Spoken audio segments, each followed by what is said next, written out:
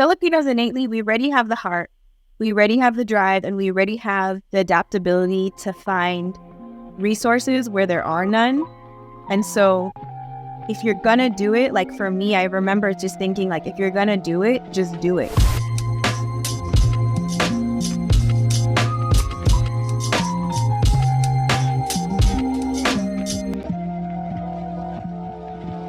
What's going on? This is Jason. This is Kat. And you're now listening to the Future Answers podcast. All right. In this episode, we'd like to introduce someone who's doing important work, not only for the city of San Francisco, but also for our elders and youth in the Filipino community. Now, the West Bay Filipino Multi-Service Center in San Francisco was founded in 1968. And in the 55 years since its founding, their locations moved once, twice, thrice, a few extra times. But with the efforts of the community, on September 20th, 2023, two-story, 6,200 square foot building was completed in South of Market, that's Soma for all the locals out there. And to dedicate the opening of the site, dignitaries including Mayor London Breed were there to celebrate.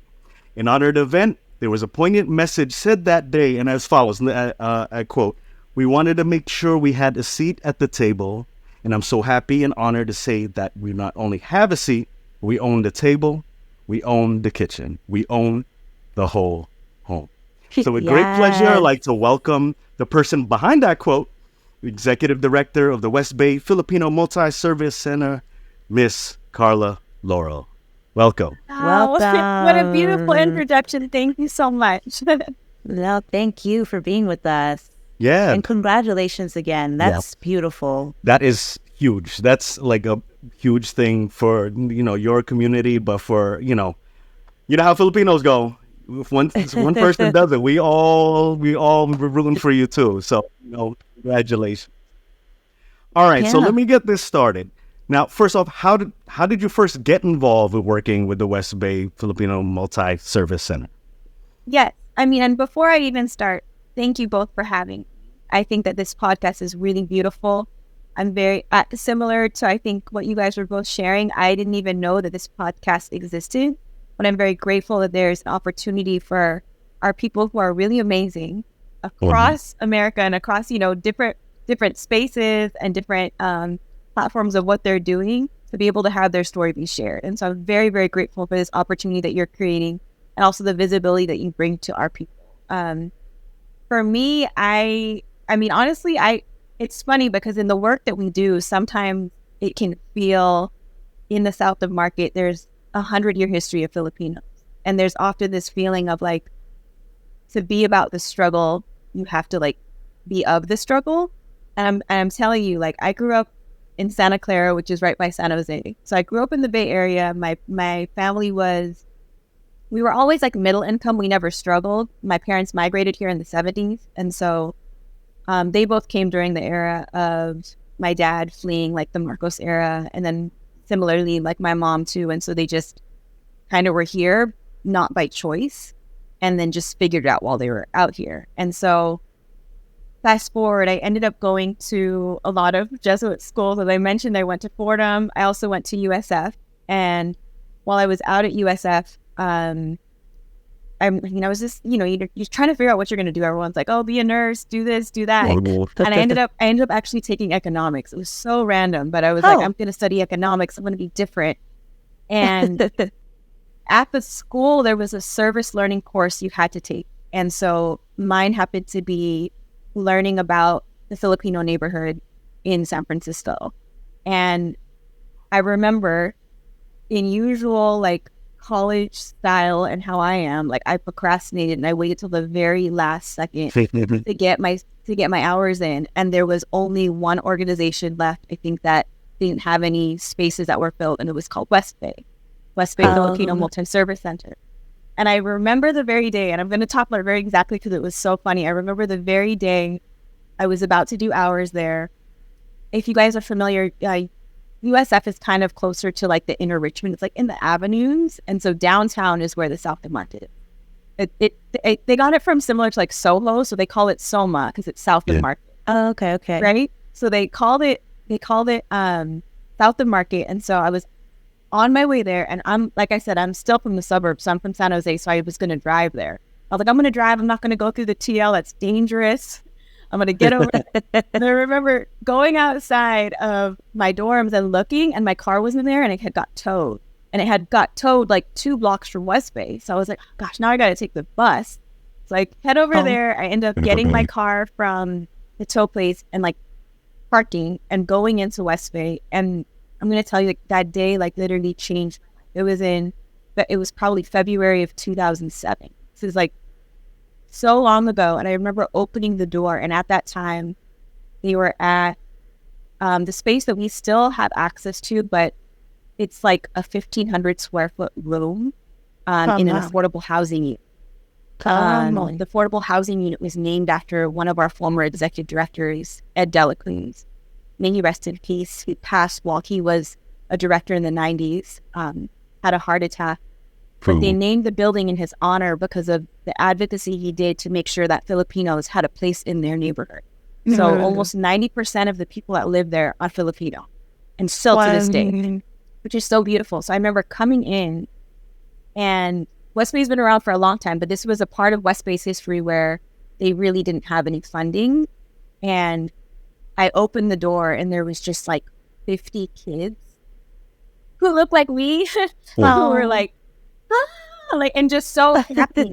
Well, so happy that someone was there who wanted to just know them, help them. And it was a time when, like, I'm telling you, there was no funding to the point where I just remember them all having a cup where all of their pencils had their name on. But they loved them because they knew that this pencil was theirs.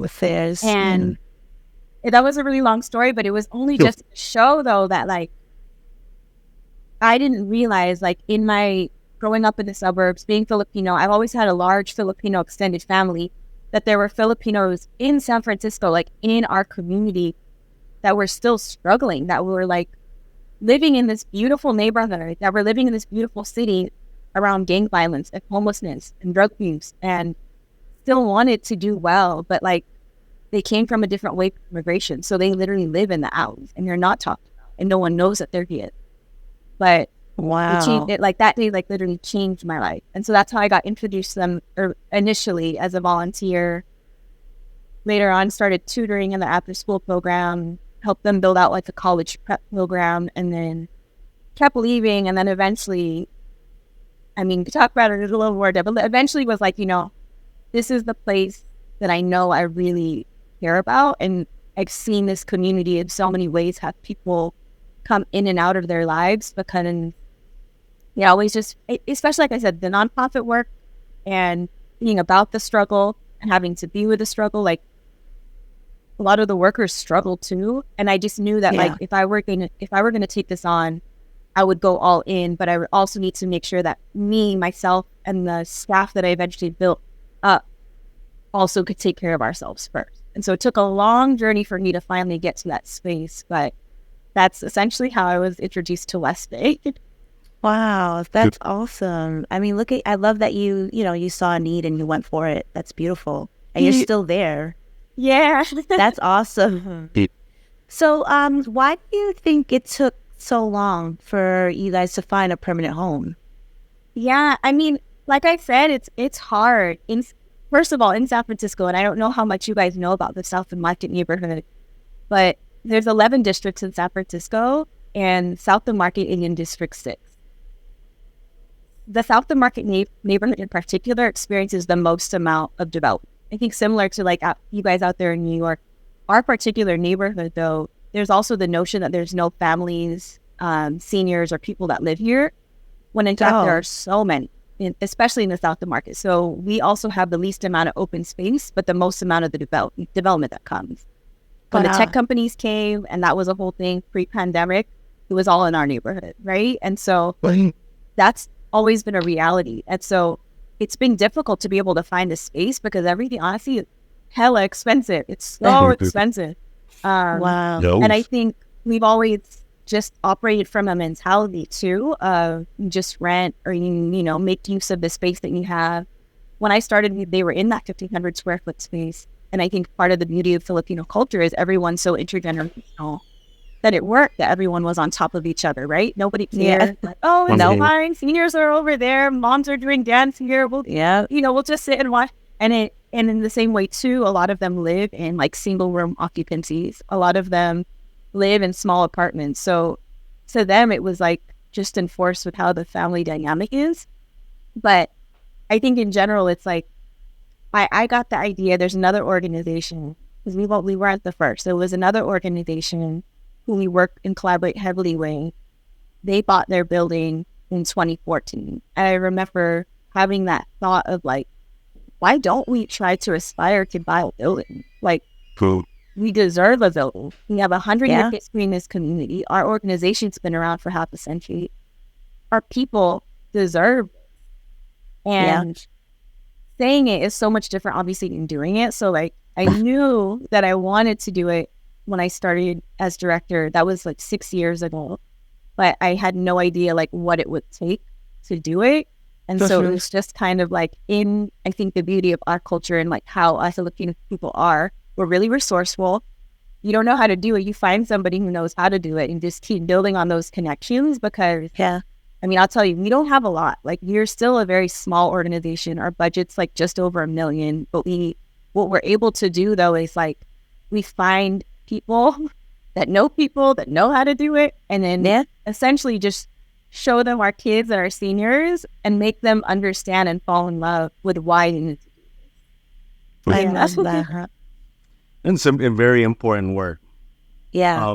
One thing I actually wanted to ask you, because I think when it comes to aid for our community, for Filipino communities, we still fall under the model minority myth with AAPI, Filipino people, that we're in a good place. Like, we don't need assistance.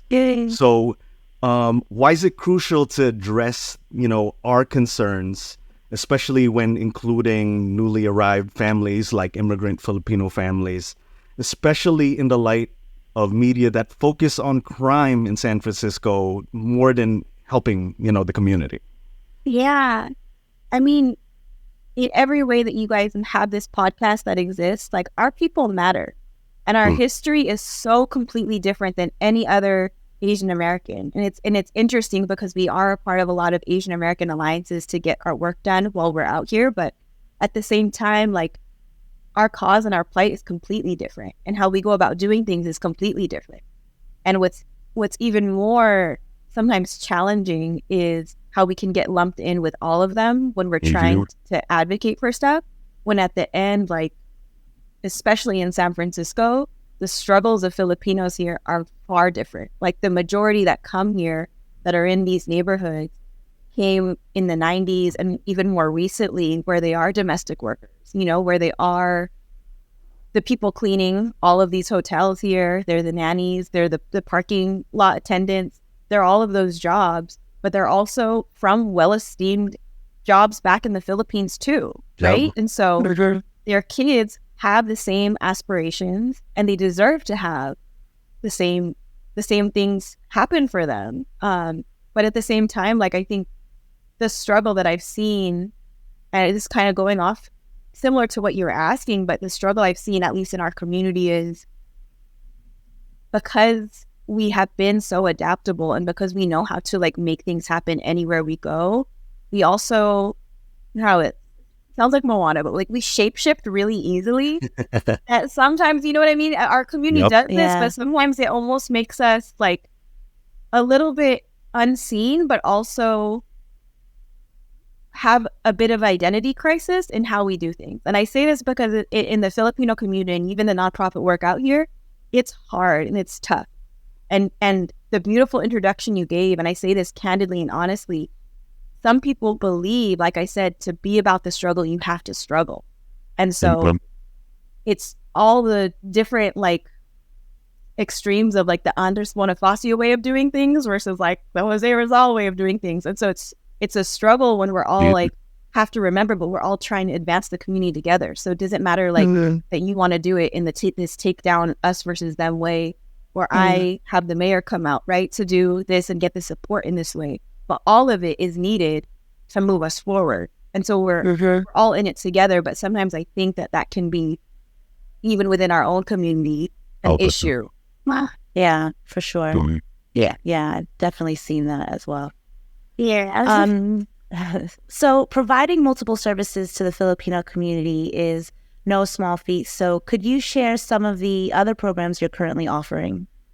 Yeah, so our main program is really helping youth access higher education. So we have an after-school program, and a summer program, and a college prep program, where we're really addressing the trauma that our young people experience living in this neighborhood, but also from the family separations. And still have some kids they might have their mom here, but then their dad and other siblings are in the Philippines, right?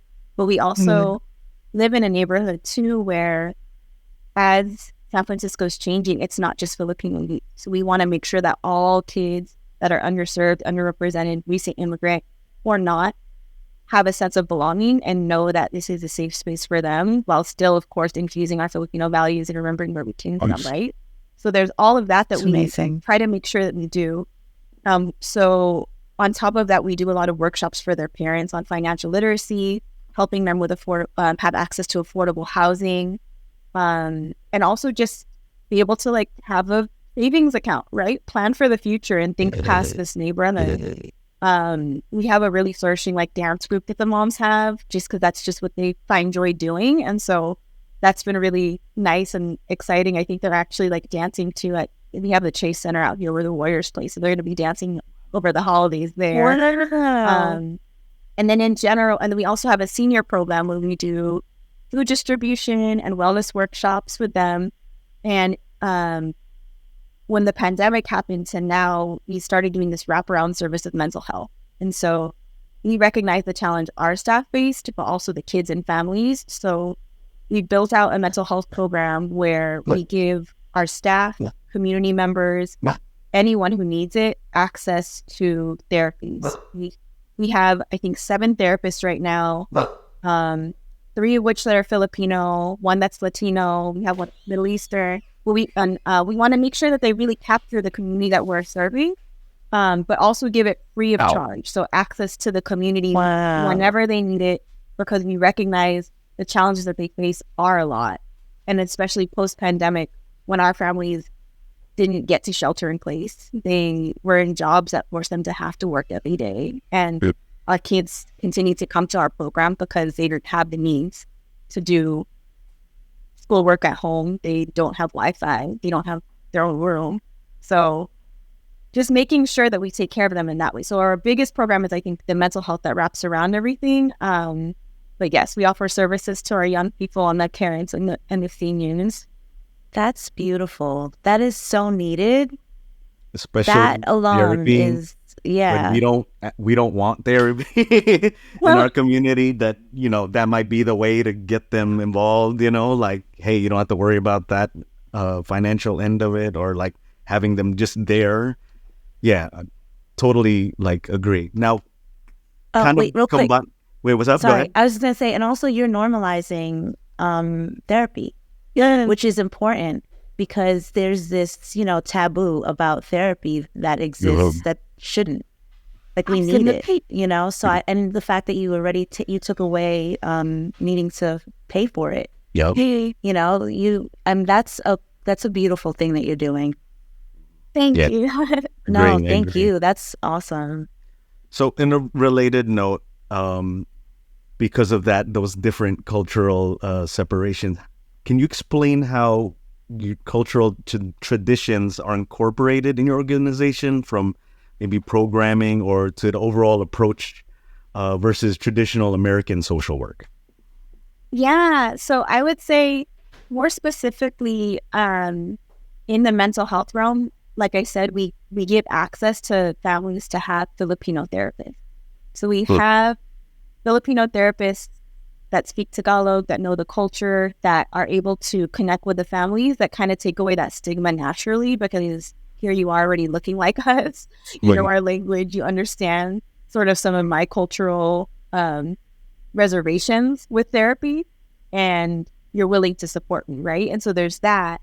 I think even holistically how we run our program, our staff, I'm I haven't graduated to Tita yet, so I'm Ate Carla. So they just know me as Ate Carla. All staff and all kids, even if they're not Filipino, awesome. They just call me Ate Carla because they just know that that's who I am. And so we try to make all of our staff still have those titles, almost in a sense so that our kids know that like, oh, Ate Carla went to college. Like, I'm going to go to college too, or I can run this too because they did it. These are like, these are my family members. They did it. So I'm going to do it too.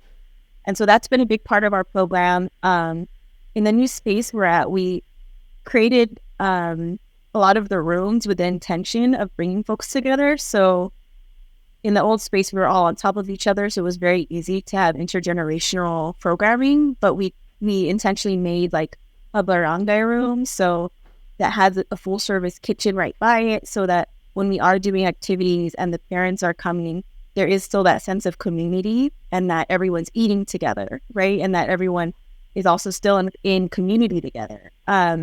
Within program, we also talk a lot about, their identity. So in our college prep program, we give space to talk about like Filipino culture and expectations from parents and how that can struggle with, what they're trying to do too. And it also, in a sense, helped birth the mental health program. Like you were saying, the stigma behind it. We had a young person who, we had to do a suicide ideation for her because she had her parents have very high expectations of what she needs to do for college.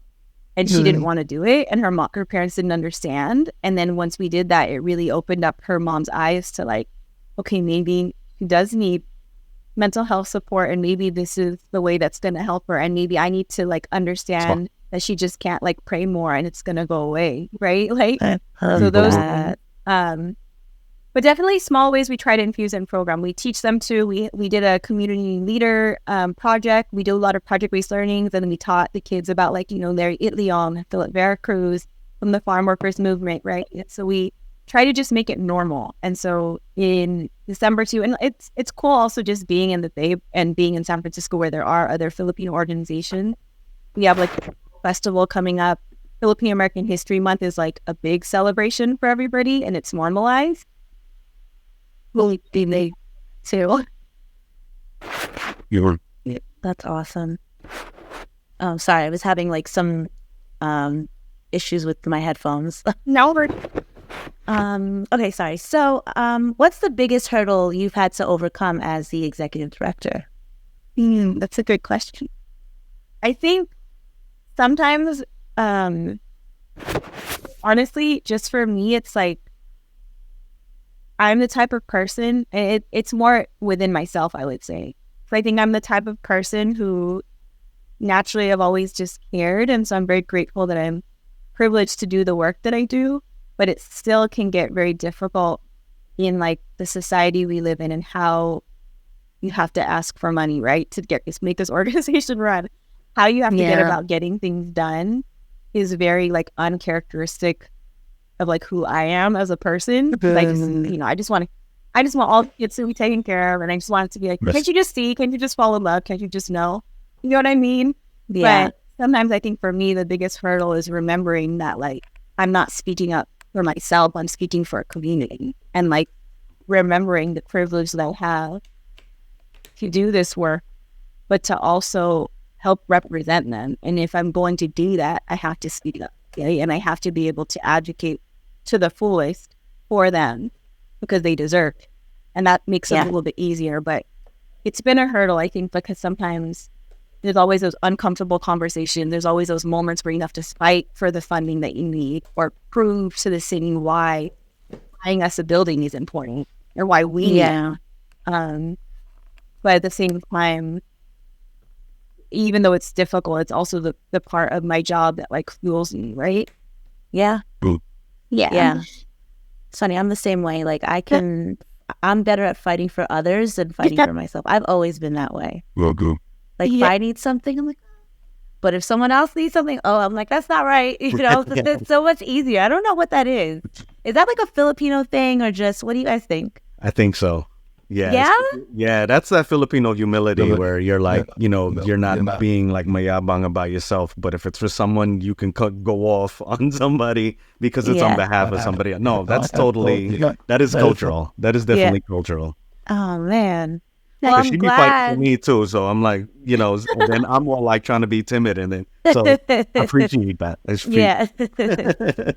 Yeah. I mean, I love that you're fighting for the kids, which is awesome, and the elders.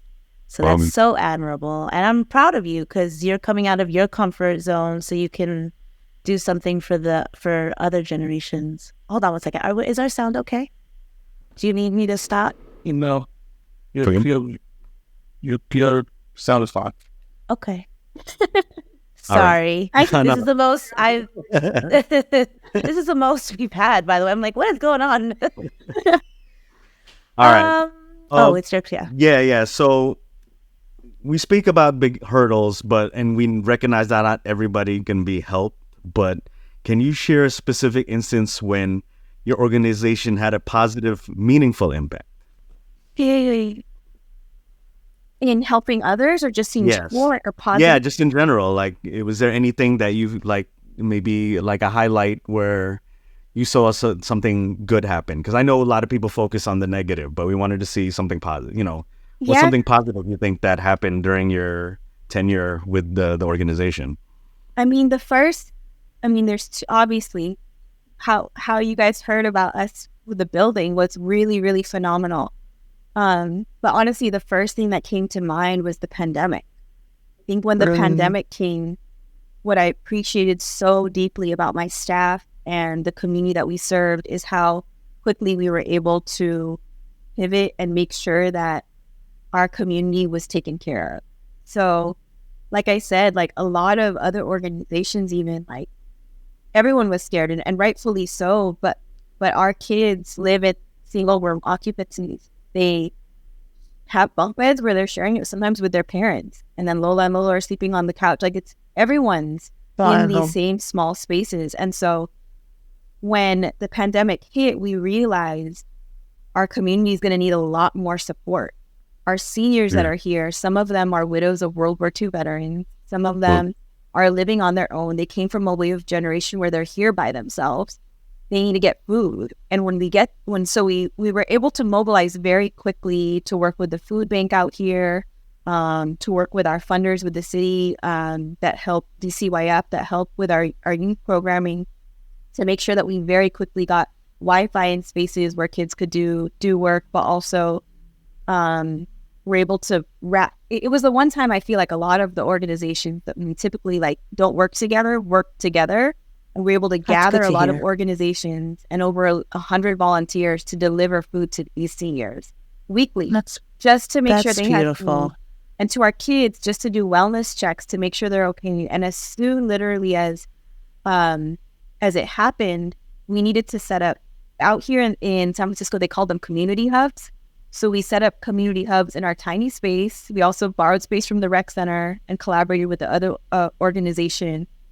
They're called United Players. And so what we did is we collaborated and we started one of the largest community hubs in San Francisco so that kids can distance learn.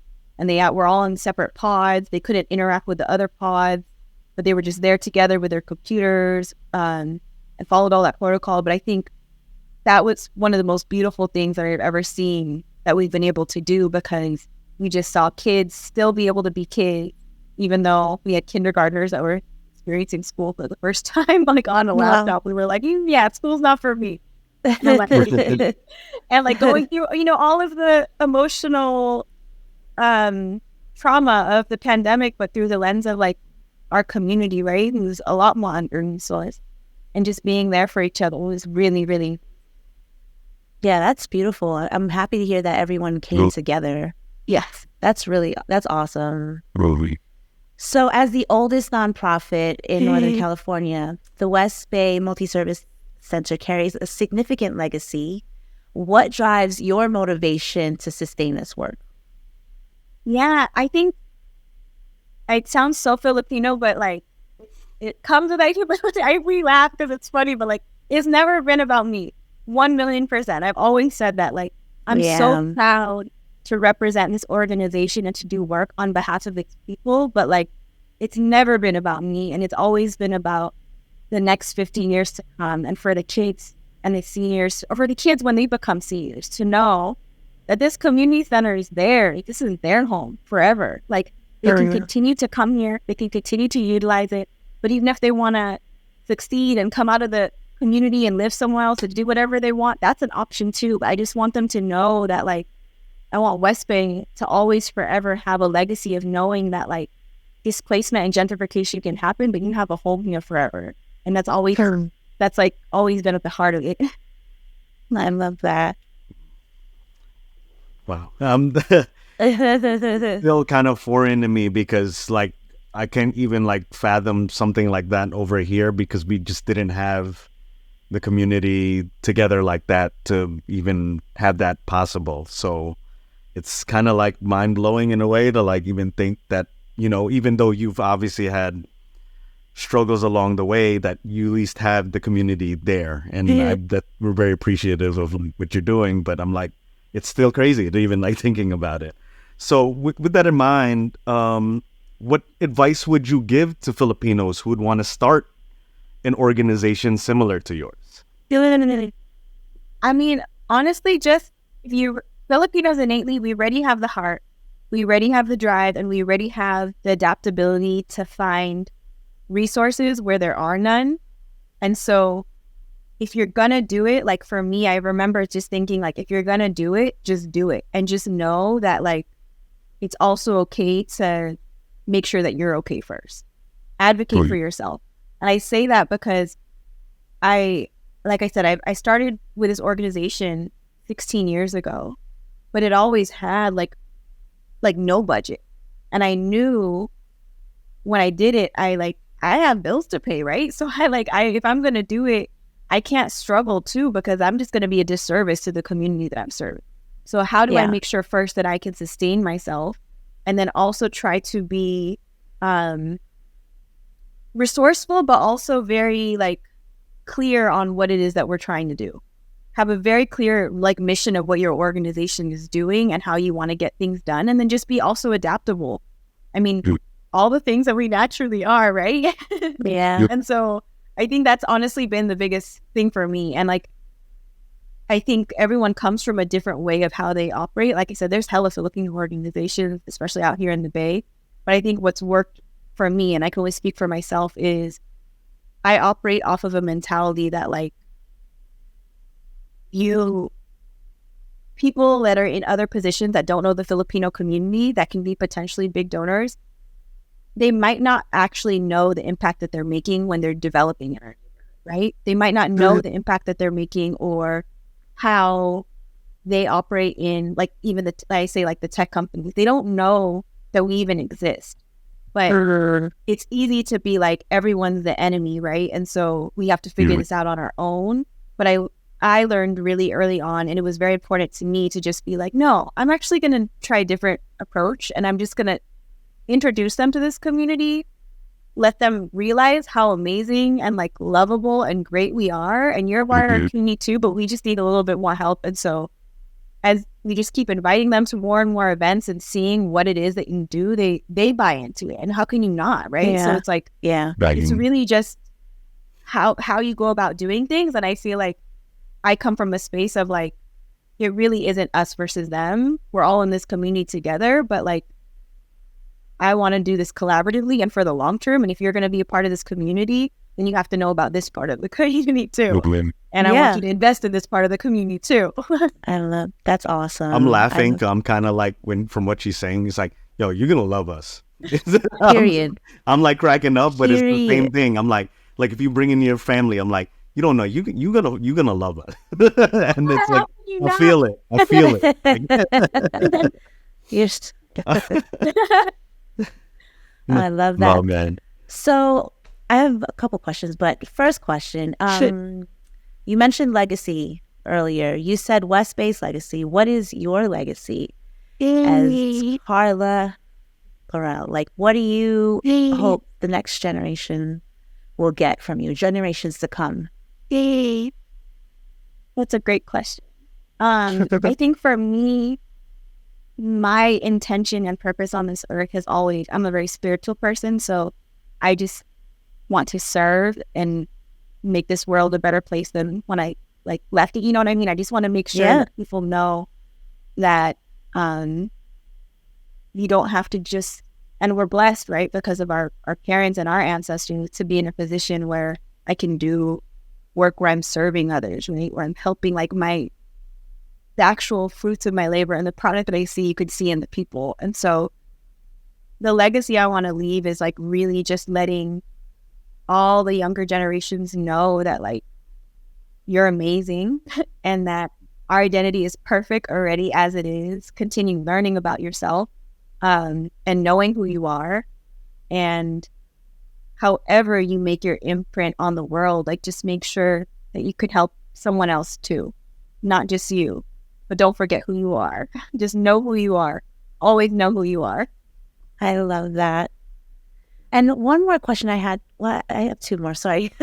Another question I have is, you do this. It can get heavy being around all of that energy. Like seeing kids who are and you, like you said, widows from people that are widows, have widows from World War II and stuff. Like, what do you do to maintain your spirit and to keep going? Like, how do you take care of yourself?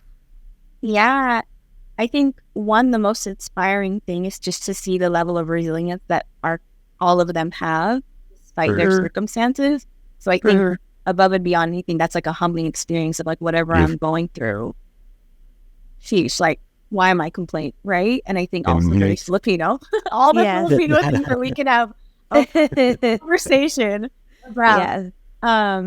But I think honestly, I also, I really avail of therapy. I make sure that like I said, when I took on this job, I was very clear that I was only going to take it until they could pay me a certain amount with board members. And then I was also going to make sure that I raised enough money so that every year I can add a benefit for myself and employees, whether it was life insurance, 401k, mental health support. Like I wanted to make sure every year health insurance.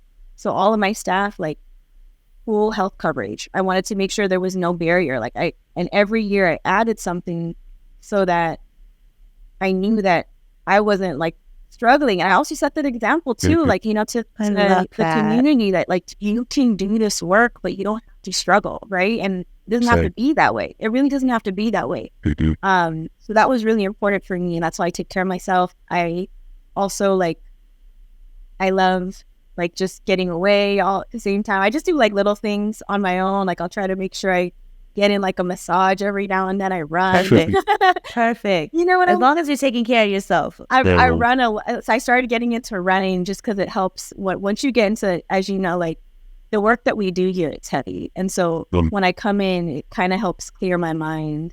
I listen to podcasts, and I'm very happy that I got to learn of this podcast and be on it, because it helps center me before I get into the workspace, because we are dealing with a lot, right? I mean, just today, like I come in and I hear like the struggle sometimes. The staff I have, they're young, but they're also from the community, right? So they have really big things happen. And sometimes we are teaching all of our young people more trauma-informed care now, but we didn't necessarily have that resource like 10 years ago, right? So they're struggling with how to deal with their traumas, and it's been very difficult. Or like we had, one of our young people, the mom, like a couple of weeks ago, overdosed. And it's like very big things, and you're just like, and then the worst goes on, like, right? You just gotta keep going. You just gotta keep going. And like, it's heavy. It's heavy. Yeah. That's heavy. Like, I don't know how, I'm an empath, so I would be like I would be stuck. I couldn't do what you do. I could not do what you do, which is why kudos to you, because I would be bawling with the person that it happened with, and I would be a mess. You would fire me. You'd be like, no, thank you. You're too much. I can't take you. No, man. And it's hard. Like I said, I give all the respect and like love to my staff, but we always tell our staff, like, if you want to do this work, you can easily get a job working at Home Depot watering flowers. When you work here, it's going to bring up some really hard things. So we're going to try to give you as many resources as possible to take care of yourself. But you have to recognize that, like, at the same time as we'll have these challenging calls, we'll have parents, who who are maybe like hurting their kids or suicide, all of those things. But at the same time, we're also these people in their lives that have built these relationships that also see them flourish, be the first in their family to graduate from college, right? We've had one staff who now grew up. He's younger than me. I don't even have this right. He was able to own and buy a home, right? So like you were able to also be a part of these wins too, but you're also part of their struggles. And so it's hard, but it's also the most like gratifying work as well. That's amazing. That's beautiful. Okay, last one. For everyone out there who's interested in supporting you and the West Bay Center, how can we help? I mean, if you're out here in California or the Bay Area, come down. When you guys ever are out this way, the door is always open. This home is for everybody. And I want to make sure that that's very, very clear that like this is a community space. And so would love to have you come. Actually, like I said, see the kids, see the seniors, and then you'll know. Like you'll just know instantly. But if you can't, we do have a website. We also have other ways that you can like kind of learn about our organization. And we always need support, especially now that we have a bigger space to make sure that we can keep doing the work that we do, right? And so, there's always that kind of way that we can support as well. But just reach out. There's so many ways that different folks have been involved. Just to tap in, like I said, with our building, we had like architects that did pro bono work, like random folks that want to help with the mural, like just different things that you can do. Like it doesn't have to necessarily mean that you're like here. That's awesome. Can you just tell us your website and where you are on Instagram? Sure. Our Instagram it's long. I'm sorry. I think it's at West Bay Center SF. I hope that's what it is, guys. At West Bay Center, I'm obviously that's where we need to grow to. Is ours. And we had it at West Bay Center SF, and our website is westbaycenter.org. Awesome. Thank you. All right, now this is the portion of our episode where we ask a couple rapid fire questions. So Ash, just whatever comes to mind, the first thing that comes to mind, just say what. Let us know. Let us know. Yes. Okay. Who's starting? Kat, me? Who wants to start? It doesn't matter. Okay, I'll go first. All right. Favorite place to go in the Bay Area? Favorite place? Yes. On a run? I know, it's the first thing that came to mind. No, that's the thing. No, on a run, like on a run all the way to like the pier. Okay. Nice. How many miles is that? Just curious. I think there, and then on the way back from where we're located, you could get like 2 miles. Nice. Okay. Yeah, I needed. Okay, so if you could save the world by doing one line dance perfectly, which one are you doing? One line dance? Yeah. Like the Cupid Shuffle type line dance? Anything. Anything. I would do the Tunic Ring. All right. See, that's more advanced there. Like, I was a quaker back in the day. I did a little, but yeah. Okay. All right. Damn, that's a flex. Okay. All right. Next question. Who was your hero growing up? My Lola. That's awesome. Okay. Name a Filipino person or organization that we need to know about. Anita Sanchez. Mm-hmm. We'll look that up. Awesome. Filipino meal you could eat every day. Sinigang. Oh, wow. Like that. Yeah. Because everyone usually goes the adobo route. So I'm kind of like, okay, yeah, that tamarind, when it hits. Okay, one song that motivates you for the day. I mean, Beehive. So that's thanks right now. Okay. I'm kind of like, I know we're in the era where you're either like a Taylor or a like Beyonce fan, but like I'm kind of more on Beehive too. So I feel you on that. Yes. Thank you. Okay. Thank you. That Now ends the rapid fire. Yeah, we do one more segment. We call it this or that. Okay. You have a choice now, so you don't have to put too much thought. Pick one or the other, this or that. Okay. Kat, you want to start this time? Sure. So slow jams or dance music? Slow jam. Okay, she's from the Bay. Yeah, that's low jam capital. Okay. Going to a concert or watching a game? Going to a concert. Okay, see, stick in the music. So teaching the youth or learning from our elders? And then that's a hard one. That is a hard one. Learning from our elders. So, Yeah. and last one, finishing a book to the end or binge watching a whole series? There's an answer I want to say, but I know the reality. It is binge watching the whole series. But I would love to, dream to finish a book. I know, aren't we all like that? Like, you're like, yeah, but I could just click on there and Awesome. Thank you that is so much. Yes, thank you so much for everything that you're doing. That's beautiful. You're doing the real work.